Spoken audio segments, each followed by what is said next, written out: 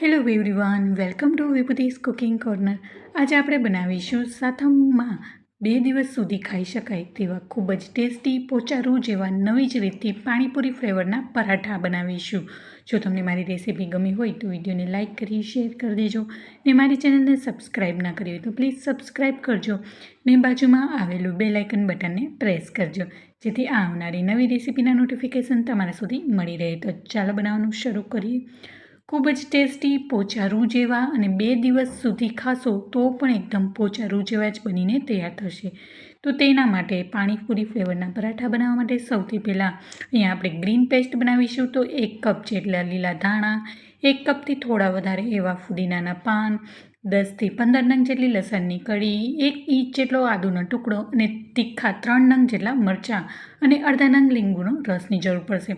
અને આ પેસ્ટ થોડી એવી આપણે સ્પાઇસી બનાવીશું જેથી પરાઠા છે ખાવામાં ખૂબ જ ટેસ્ટી બનીને તૈયાર થશે. તો અહીંયા મરચાં છે મેં થોડા એવા તીખા લીધા છે. અહીંયા જો તમે લસણ ન ખાતા હોય તો સ્કીપ કરી શકો છો. હવે આ બધી જ સામગ્રીને નાના એવા મિક્સર જારમાં ઉમેરી દઈશું અને ત્યારબાદ તેમાં અડધા નંગ જેટલો લીંબુનો રસ ઉમેરીશું. અહીંયા લીંબુ હું માત્ર અડધા નંગ જેટલું જ ઉમેરી રહી છું. જો તમારે વધારે ઉમેરવું હોય તો પણ તમે ઉમેરી શકો છો. હવે ગ્રીન ચટણીનો એટલે કે આપણી આ ગ્રીન પેસ્ટનો મસ્ત એવો લીલો કલર જળવાઈ રહે તેના માટે 2થી 3 નંગ જેટલા આઈસ ક્યુબ એડ કરીશું. અને આ પાણીપુરી ફ્લેવરના પરાઠા છે એકદમ પોચારૂ જેવા અને તમે 2 દિવસ જ ખાશો ને તો પણ બગડશે નહીં અને પોચા જ રહેશે. જો તમે થેપલા સાતમમાં તો બનાવતા જ હોય છે પણ ચોક્કસથી આવી રીતના પાણીપુરી ફ્લેવરના પરાઠા બનાવજો.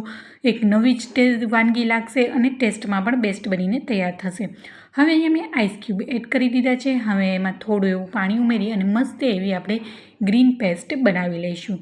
તો તમે જોઈ શકો છો મસ્ત એવી ગ્રીન પેસ્ટ મેં બનાવી લીધી છે. હવે એને થોડીવાર માટે સાઈડમાં રાખીશું. હવે અહીંયા મેં ઘઉંનો ઝીણો લોટ લીધો છે જે રેગ્યુલર આપણે રોટલીમાં વાપરીએ તે જ લીધો છે. તો 3થી 4 બાઉલ જેટલો મેં ઘઉંનો ઝીણો લોટ લીધો છે અને પહેલેથી જ ચાળી લીધો છે.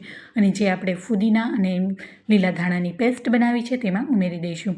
હવે બીજા બધા મસાલા ઉમેરીશું. તો સૌથી પહેલાં અડધી ચમચી જેટલું મીઠું અને 1/4 ચમચી જેટલું સંચર પાવડર ઉમેર્યું છે. તમારે માત્ર મીઠું ઉમેરવું હોય તો પણ ઉમેરી શકો છો. હવે 1થી 1.5 નંગ જેટલા શેકેલા જીરાનો પાવડર ઉમેરીશું. શેકેલા જીરાના પાવડરથી ખૂબ જ સરસ આ પરાઠામાં ફ્લેવર આવશે અને ટેસ્ટ આવશે. હવે 1 ચમચીથી થોડું વધારે અહીંયા મેં પાણીપુરીનો મસાલો ઉમેર્યો છે. અહીંયા મેં નાની ચમચી હતી એટલે 1.5 ચમચી જેટલું ઉમેર્યું છે અને ત્યારબાદ અડધી ચમચી જેટલું લાલ મરચું પાવડર ઉમેર્યું છે. અહીંયા લાલ મરચું પાવડરની જગ્યાએ તમારે મરી પાવડર ઉમેરવું હોય તો પણ ઉમેરી શકાય.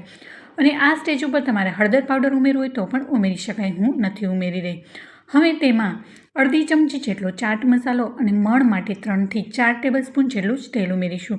અને આ પરાઠામાં મણની વધારે જરૂર નહીં પડે તો પણ પરાઠા એકદમ સોફ્ટ રૂ જેવા બનીને તૈયાર થશે. હવે મણ ઉમેરી ગયા બાદ અહીંયા મેં 10થી 12 નંગ જેટલા ફુદીનાના પાન લીધા છે અને ફુદીનાના પાનને એકદમ ઝીણા બારીક સમારીને તેમાં ઉમેરી દઈશું. અહીંયા ઉપરથી ફુદીનાના પાન ઉમેરવા ટોટલી ઓપ્શનલ છે પણ હું ઉમેરી રહી છું. હવે બધી જ ડ્રાય સામગ્રીને સારી રીતના હાથ વડે મિક્સ કરી લઈશું અને ત્યારબાદ હાથ વડે થોડું થોડું પાણીની જરૂર પડે તેવો સોફ્ટ લોટ બાંધીશું. અહીંયા આપણે જનરલી પરાઠાનો લોટ થોડોક રોટલીના લોટ કરતાં હાર્ડ રાખીએ છીએ પણ આપણે આ રોટલીનો લોટ હોય ને એ તેવો જ એકદમ સોફ્ટ રાખીશું. હવે મિક્સર જારમાં જે ગ્રીન પેસ્ટ બનાવી હતી તેમાં પાણી મેં ઉમેરી અને મિક્સ કરી અને બધું જ પાણી આમાં લઈ લીધું છે. તો મસ્ત એવો પરાઠા માટેનો સોફ્ટ લોટ બાંધી લઈશું. અને આ પરાઠામાં મેં હળદર પાવડર કે ધાણા જીરું પાવડર નથી ઉમેર્યું. જો તમારે ઉમેરવું હોય તો પણ ઉમેરી શકાય. હવે તમે જોઈ શકો છો મસ્ત એવો સોફ્ટ લોટ બંધાઈ ગયો છે. હવે ઉપરથી થોડું એવું તેલ લગાવી અને સારી રીતના કેળવી લઈશું. તો મારા કહેવાથી આ સાતમમાં આ પાણીપુરી ફ્લેવરના પરાઠા ચોક્કસથી બનાવજો. ખૂબ જ સરસ બનશે અને ખાસ કરીને બાળકોને તો બહુ જ ભાવશે. હવે તેને ઢાંકણ ઢાંકી અને 10 મિનિટ માટે રેસ્ટ આપીશું. અને આ પાણીપુરી ફ્લેવરના પરાઠામાં ગ્રીન મરચાં અને ફુદીનાનું પ્રમાણ થોડું એવું વધારે રાખશો ને તો સ્વાદમાં ખૂબ જ સરસ બનશે. અને વધારે તીખા ખાવા હોય તો તમે જે તીખી મિરચી આવે તે પણ ઉમેરી શકો છો. હવે 10 મિનિટ રેસ્ટ આપ્યા બાદ ફરીથી તેલવાળો હાથ કરી અને લોટને સારી રીતના કેળવી લઈશું. હવે તમે જોઈ શકો છો લોટને સારી રીતના કેળવી લીધો છે અને એકદમ આટલો સોફ્ટ રાખ્યો છે. હવે આપણે પરાઠા બનાવીશું તો તેના માટેનો એક મોટો લુવો લઈ લઈશું. તો અહીંયા પરાઠા જે સાઇઝના તમારે બનાવવા હોય એ સાઇઝનો તમે લુવો લઈ શકો છો. હવે પાટલા ઉપર રોટલીનો લોટ કોરો ડસ્ટ કરી અને મસ્ત એવા મોટા પરાઠા વણાઈ લઈશું. હવે આ પરાઠા છે હું રાઉન્ડ શેપમાં જ વણી રહી છું. જો તમારે ત્રિકોણ પરોઠા વણાવવા હોય તો પણ તમે વણી શકો છો.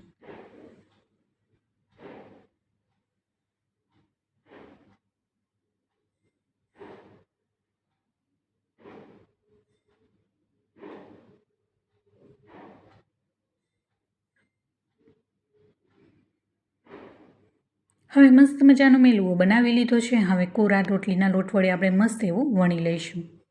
અને આ પરાઠા બહુ જાડા પણ નહીં અને વધારે પતલા પણ નહીં, મીડિયમ થિકનેસવાળા આ પરાઠાને આપણે બનાવી લઈશું. તમે પાણીપુરી ફ્લેવરના પરાઠા કે થેપલા પણ કહી શકો છો.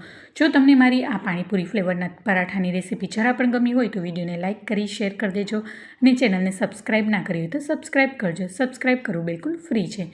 હવે આપણું પરાઠું વણાઈ ગયું છે. તમે જોઈ શકો છો મેં મીડિયમ થિકનેસવાળું પરાઠું રાખ્યું છે.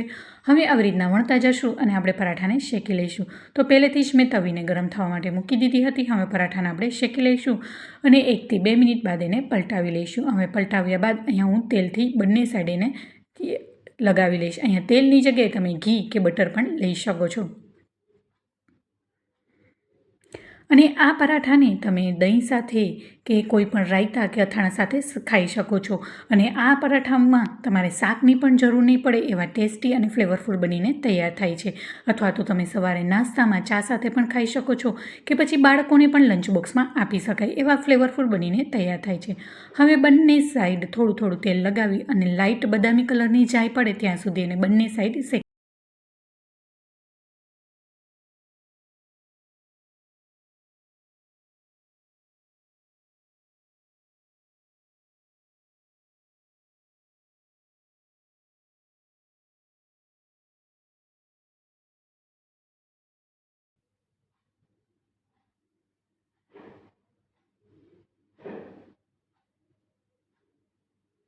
હવે તમે જોઈ શકો છો મસ્ત એવી લાઇટ બદામી કલરની જાય પડી ગઈ છે. હવે બંને સાઈડ મસ્ત એવો કલર આવી ગયો છે. હવે આપણે આ પરાઠાને એક પ્લેટમાં કાઢી લઈશું. તો છે ને ખૂબ જ સરળ રેસીપી. તો ચોક્કસથી આ પરાઠાની રેસીપીને ઘરે જરૂરથી ટ્રાય કરજો. તો આવી જ રીતના બીજા પરાઠાને પણ હું શેકી લઈશ. અને આ પરાઠાને તમે દહીં સાથે બાળકોને લંચ બોક્સમાં કે અથાણા કે છુંદો સાથે આપી શકો છો. એકદમ ફ્લેવરફુલ અને ટેસ્ટી બનીને તૈયાર થાય છે. તેમાં પણ ફુદીનાનો ખૂબ જ સરસ એવો ફ્લેવર આવે છે. જો અહીંયા તમારે ફુદીનાનો લીલા પાન ન હોય તો તમે ડ્રાય ફુદીનાનો પાવડર ઉમેરીને પણ બનાવી શકો છો. તો પણ ખૂબ જ સરસ બનીને તૈયાર થશે.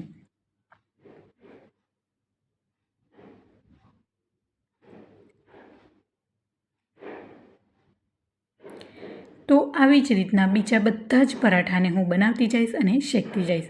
તો તમે જોઈ શકો છો બધા જ પાણીપુરી ફ્લેવરના મેં પરાઠાને બનાવી લીધા છે. હવે આ પરાઠા છે એ તમે ગરમ પણ એટલા ટેસ્ટી લાગે અને ઠંડા થઈ ગયા બાદ પણ એટલા સોફ્ટ અને ઠંડા પણ એટલા જ ભાવશે. તો મસ્ત મજાના આપણે પાણીપુરી ફ્લેવરના સાતમ સ્પેશિયલ પરાઠા બનીને તૈયાર છે.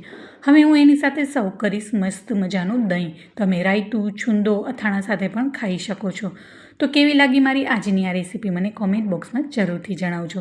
તો તમને બતાવું તો એકદમ સોફ્ટ રૂ જેવા બનીને તૈયાર થઈ ગયા છે. જો તમને મારી રેસીપી ગમી હોય તો વિડીયોને લાઇક કરી શેર કરી દેજો ને મારી ચેનલને સબસ્ક્રાઈબ ના કરી તો સબસ્ક્રાઈબ કરજો ને બાજુમાં આવેલું બેલ આઇકન બટનને પ્રેસ કરજો જેથી આવનારી નવી નવી રેસીપીના નોટિફિકેશન તમારા સુધી મળી રહે. તો ફરી મળીશું એક નવી જ રેસીપી સાથે અને એક નવા જ સ્વાદ સાથે. ત્યાં સુધી આવજો and thank you for watching.